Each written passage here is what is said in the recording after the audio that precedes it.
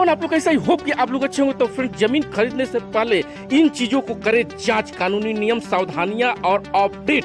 लेकिन उससे पहले अगर आप मेरे चैनल पर नए हैं, अब तक अपने मेरे चैनल को सब्सक्राइब नहीं किया तो प्लीज चैनल को सब्सक्राइब कीजिए, बेल आइकन प्रेस कीजिए ताकि भी ऐसे अपडेट हो सबसे पहले नोटिफिकेशन आपको प्राप्त हो। तो जमीन खरीदना एक बड़ा निवेश है, इसलिए एक महत्वपूर्ण है कि आप खरीदारी करने से पहले सभी कानूनी नियमों और सावधानियों से अवगत हो। 2023 में जमीन खरीदने के कुछ कानूनी नियम और सावधानियां इस प्रकार है जो मैं आपको बताने जा रहा हूँ इस वीडियो के माध्यम से।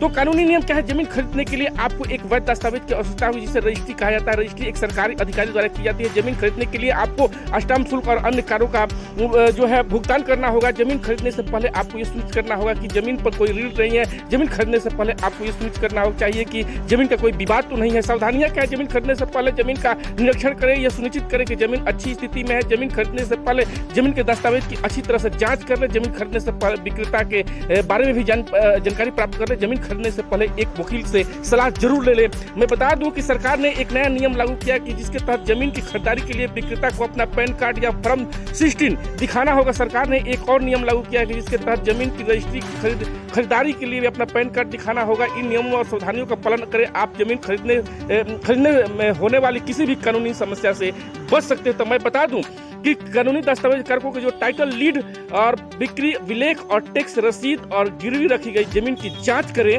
मैं बता दूं कि ये टाइटल लीड जो है ये सुनिश्चित करना जरूरी है कि संपत्ति का टाइटल डीड जो है उस व्यक्ति के नाम पर है। आप जमीन खरीदने वाले यह सुनिश्चित करें कि आपको एक रियल एस्टेट वकील द्वारा सत्यापित विलेख प्राप्त है कि नहीं है। तो मैं बता दूं कि बिक्री विलेख और टैक्स रसीदें और गिरवी रखी गई जमीन की भी पूरी तरह से जांच कर ले। यह सुनिश्चित करना महत्वपूर्ण है कि आपके द्वारा खरीदी गई जमीन को विक्रेता गिरवी नहीं रखा है और यह बाद में वाले ऋण या मंजूरी दे दी गई है, भले ही जमीन पहले से गिरवी रखी गई है। तो ये जानकारी कैसा लगा कमेंट करके जरूर बताएं और ऐसी जानकारी के लिए अपने चैनल को सब्सक्राइब कीजिए। जय हिंद, जय बिहार।